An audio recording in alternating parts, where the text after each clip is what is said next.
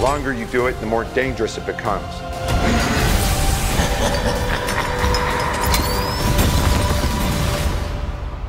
Be careful what you wish for, Parker.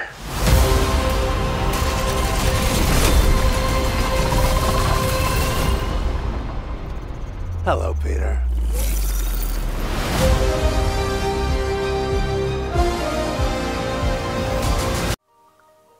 Bonjour à tous mes fidèles sujets, aujourd'hui je vais donc vous présenter le Steelbook Ultra HD 4K du film Spider-Man No Way Home. C'est un film de 2021 réalisé par Jon Watts avec dans les rôles principaux Tom Holland, Zendaya, Benedict Cumberbatch, Jacob Batalon, Marisa Tomei et Jon Favreau. Donc le Steelbook, c'est une édition Fnac,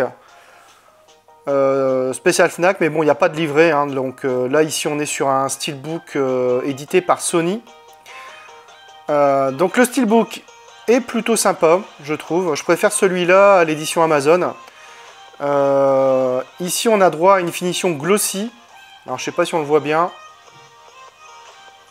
Donc, au recto, on retrouve donc le personnage de Spider-Man en action.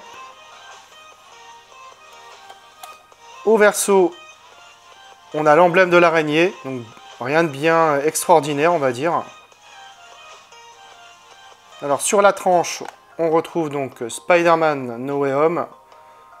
Et donc c'est édité par Columbia TriStar, enfin Sony, c'est la même chose.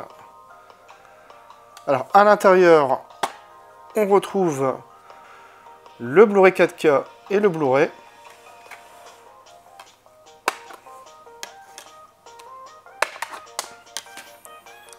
Alors une fois déplié, là, on peut observer qu'on a une continuité.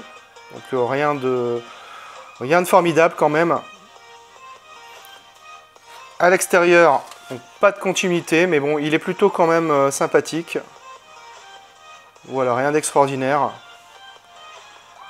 Encore une fois, ils auraient pu faire un effort. Mais bon, les éditeurs deviennent de plus en plus fainéants, je trouve. Donc un steelbook de bonne facture, mais loin d'être extraordinaire.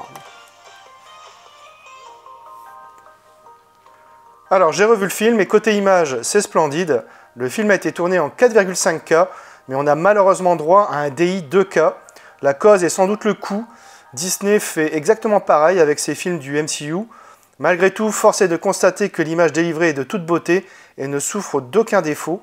Le piqué est redoutable et l'ensemble se révèle être un ravissement de tous les instants. La profondeur de champ est spectaculaire également. Le Dolby Vision offre de surcroît une profondeur de noir intense et des couleurs éclatantes. Les sauts sans fin d'immeuble en immeuble de Peter Parker peuvent en attester. Bref, un excellent Blu-ray 4K. Au niveau des pistes sonores, on a du Dolby Atmos 7.1 pour la VO et du DTS HD Master Audio 5.1 pour la VF. Côté bonus, on retrouve un bêtisier et Easter eggs, une chorégraphie d'action à travers le multiverse, Spider voyage avec Tom Holland, les réalités se heurtent, les Spider-Man s'unissent, la remise des diplômes, dans la peau de Strange, tisser la toile de Jon Watts, multiverse des mécréants, table ronde des héros et des méchants, Daily Bugle, prévisualisation des cascades et matériel promotionnel. Alors de quoi parle le film? Pour la première fois dans son histoire cinématographique, Spider-Man, le héros sympa du quartier, est démasqué et ne peut désormais plus séparer sa vie normale de ses lourdes responsabilités de super-héros. Quand il demande de l'aide à Dr. Strange, les enjeux deviennent encore plus dangereux, le forçant à découvrir ce qu'être Spider-Man signifie véritablement. Alors vu au cinéma, et force est de constater qu'exception faite des premières scènes d'action particulièrement réussies, avec des effets spéciaux à la hauteur d'un Marvel, ce Spider-Man est finalement qu'un divertissement convenu, qui se contente de cocher docilement les bonnes cases sans jamais prendre aucun risque. Le scénario est incroyablement indigent, il ne raconte absolument rien, et même le fanservice ne suffit pas à sauver le film. Le plus décevant étant le traitement des adversaires de Spider-Man, complètement anecdotique.